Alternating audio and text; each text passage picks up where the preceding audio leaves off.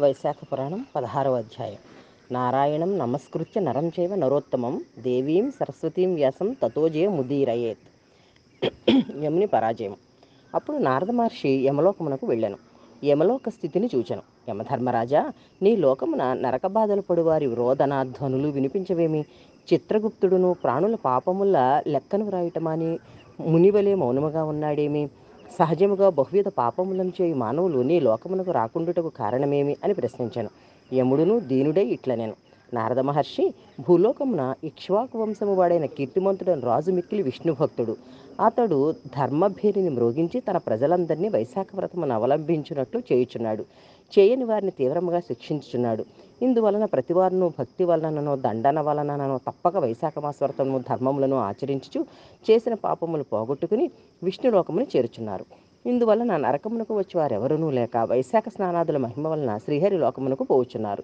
ఇందువలన నేను మ్రోడైన మానవలే నుంటిని. నాకు ఇట్టి స్థితి పోయి పూర్వపు స్థితి రావలను. అందులకై ఆ రాజుపై దండెత్తి వారిని చంపదలచితిని. యజమాని చెప్పిన పనిని చేయక అతడిచ్చి ద్రవ్యమును తీసుకుని ఊరుకొండువాడు తప్పక నరకమునందును.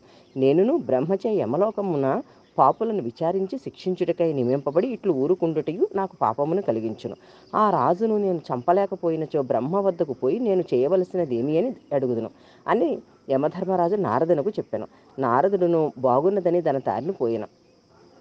యమధర్మరాజు తన వాహనమైన మహిషమునికి భయంకరాకారముతో యమదండమును ధరించి భీకరులకు 50 కోట్ల యమభటులతో కీర్తిమంతుడును వచ్చినవాడు యమధర్మరాజు అని తెలుసుకుని యుద్ధ సన్నద్ధుడై యమధర్మరాజు నిద్రించను.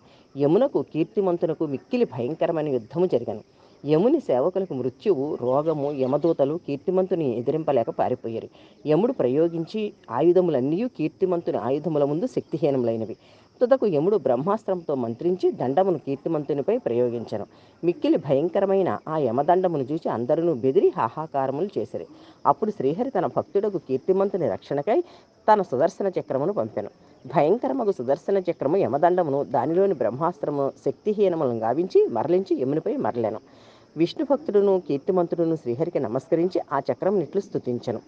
సహస్రార నమస్తేస్తు విష్ణుపాణి విభూషణత్వం సర్వలోక రక్షాయై ధృత పురాత్వాం యచేత్యయ మంత్రాతుం విష్ణుభక్తం మహాబలం నృణాం దేవద్రోహాంకాల స్వమేవ హినచాపర పశ్చాదేవం యమం రక్ష కృపాంకురు జగత్పతే అని కీర్తిమంతుడు ప్రార్థింపగా సుదర్శన చక్రము యముని విడిచి దేవతలందరినూ చుచ్చుండగా ఆ రాజు వద్దకు వచ్చి నిలిచాను. యముడును తన సర్వ ప్రయత్నములను వ్యర్థములవుటను గమనించాను. కీర్తిమంతుడు సుదర్శనమును ప్రార్థించి తనను రక్షించుట చూచి మిక్కిలి అవమానమును విషాదమును పొందాను. అతడు తల వంచుకుని సవిచారముగా బ్రహ్మదేవుని వద్దకు పోయాను. ఆ సమయమున బ్రహ్మ సభ తీర్చి ఉండెను. మూర్తములు అమూర్తములు నగు వారిచే బ్రహ్మ సేవితుడై ఉండెను. బ్రహ్మ దేవతలకు ఆశ్రయమైనవాడు, జగములను వృక్షమునకు బీజము విత్తనము అయినవాడు, అన్ని లోకములకును పితామహుడు.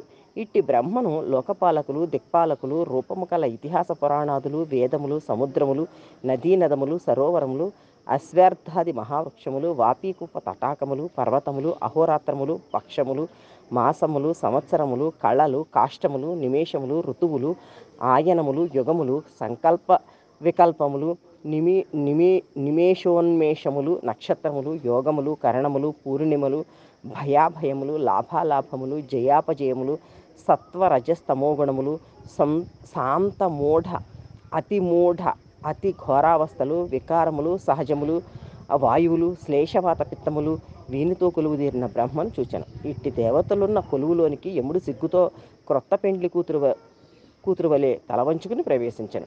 ఇట్లు సిగ్గుతో తన వారందరితో వచ్చిన యమును చూసి సభలోని వారు క్షణమైన తీరిక ఉండని ఇతడిక్కడికి ఎందులకు వచ్చును, తల వంచుకుని విషాదంగా నుండుటకు కారణమేమి అని సభలోని వారు విస్మయపడిరి.